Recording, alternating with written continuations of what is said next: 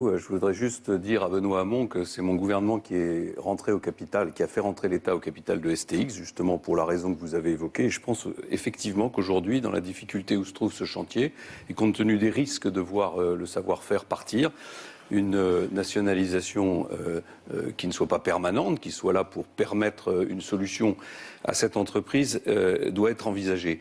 Quelle est la situation du monde aujourd'hui ? Vous avez les États-Unis qui exerce une pression extrêmement forte sur l'économie européenne et l'économie et la finance, à travers notamment le dollar qui domine les échanges internationaux.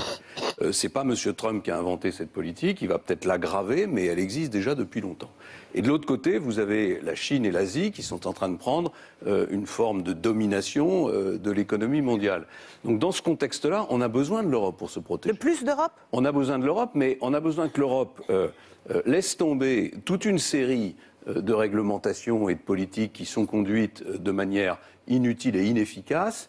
Et on a besoin que l'Europe se concentre sur quelques objectifs stratégiques. Et en particulier, il y en a un qui pour moi est fondamental, c'est qu'on bâtisse une monnaie européenne, puisqu'on a cette monnaie aujourd'hui, qui devienne à terme une monnaie internationale. C'est-à-dire une monnaie qui puisse briser la domination du dollar d'un côté et la future domination de la monnaie chinoise qui arrive de l'autre. Pour ça, il faut que les pays de la zone euro se fixent un calendrier d'harmonisation fiscale, au moins pour la fiscalité des entreprises. Ça peut prendre 5 ans, 10 ans pour la fiscalité des ménages, sous l'autorité des chefs d'État et de gouvernement.